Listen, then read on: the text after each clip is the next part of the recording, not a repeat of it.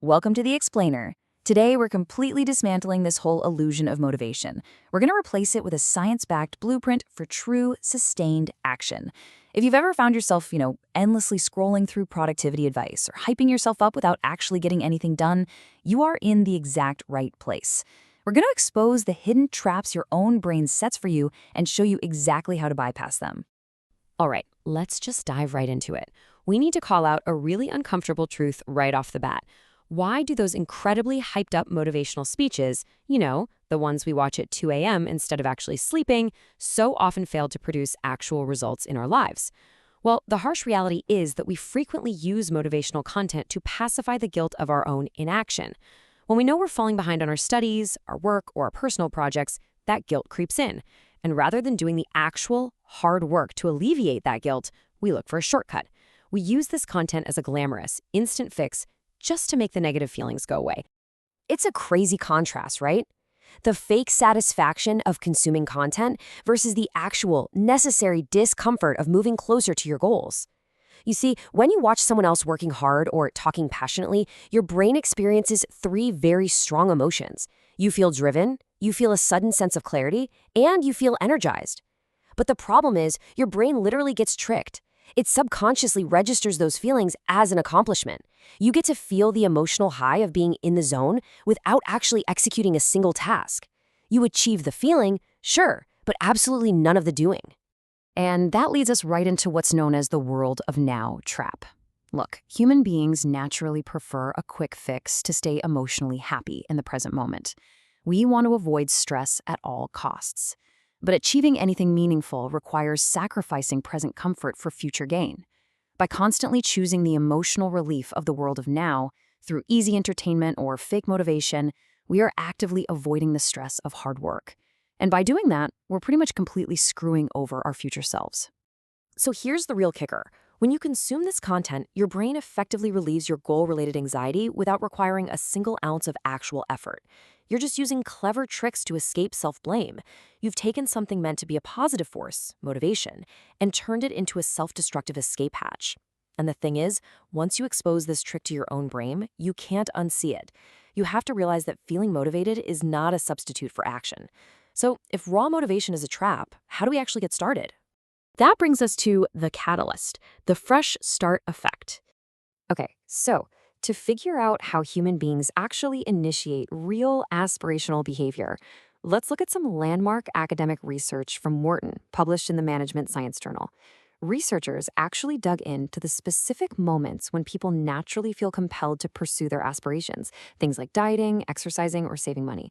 And what they discovered completely changes how we should look at goal setting. Science actually shows we don't rely on random bursts of feeling. Instead, we rely on what researchers call temporal landmarks.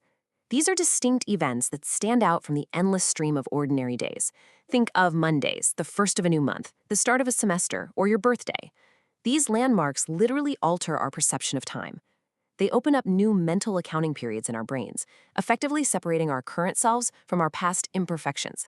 Consider how these landmarks trigger physical action. The researchers tracked actual university gym attendance, and the spikes? They're massive and completely measurable.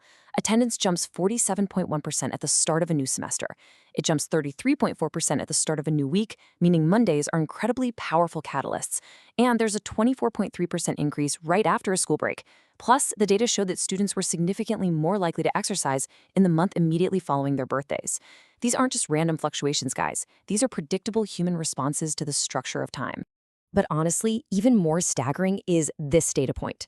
The researchers also looked at Sticky, which is a website where people sign binding commitment contracts to achieve their goals. Get this, at the start of a new year, there is a 145.3% increase in goal commitment contracts. And this wasn't just for health goals. It applied to career, education, and financial goals too. The fresh start effect pushes us toward a massive variety of self-improvements. And this pattern? It extends way beyond just the gym and builds across the general population. We actually see nationwide Google searches for the word diet following the exact same trend. The pattern is just undeniable.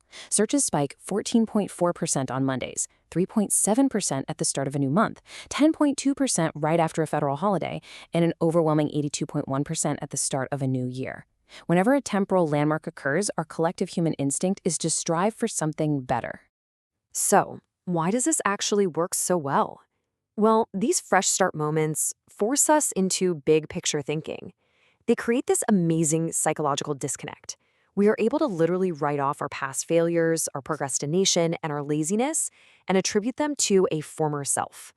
A temporal landmark allows you to view your current self as a totally clean slate, entirely separate from yesterday's mistakes. This flatters your self image and gives you the genuine permission you need to start fresh. But there is a catch. A fresh start might get you into the gym on a Monday, but it's not going to keep you there on the Thursday. So, how do we sustain it? Which brings us to our next section, the system, the Stoic morning routine. Because to actually sustain our actions without falling right back into that motivation trap, we turn to the ancient battle-tested operating system of Stoicism. We've got a practical 6-step morning toolkit designed to build serious mental resilience. This routine helps you approach life with total clarity and inner peace, instead of constantly chasing emotional highs. The Stoics believed that how you begin your day basically dictates how you respond to the chaos of life. This isn't about getting pumped up, it's about centering your mind and aligning your actions with your core values. The absolutely crucial first step is premeditatio, basically the premeditation of adversity. Now, this goes entirely against modern positive vibes only advice.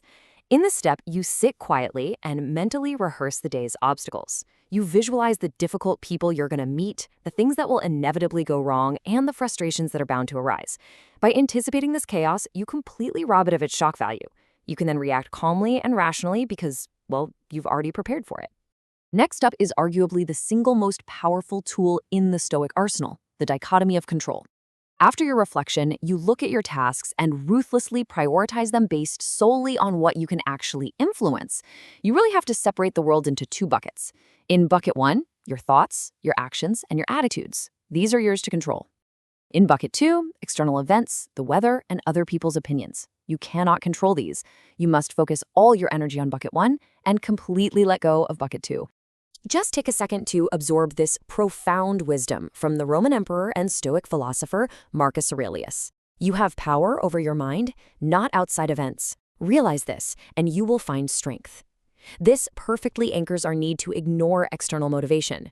You do not need the outside world to be inspiring, and you absolutely do not need a video to make you feel good. Your strength is entirely internal. And the philosopher Epictetus reinforces this beautifully. Remind yourself of this exact thought when you wake up feeling sluggish.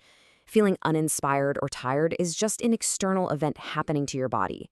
Your reaction to it, your choice to sit down and do the work anyway, is literally the only thing that actually matters. Motivation is a luxury. Your reaction is a duty. Finally, you seal the whole morning routine with amor fati, which translates to a love of fate. You set a powerful intention to embrace whatever happens today, whether it's incredibly good or brutally bad, as entirely necessary for your growth. You don't just tolerate the obstacles, you actively welcome them. This mindset completely shifts you away from needing ideal conditions to work and instead makes you uniquely adaptable to any condition. Now it's time to put all of this into practice. And finally, from feeling to doing. All right, let's bring this whole thing together. Here is your blueprint for action. We have to stop using content as an escape.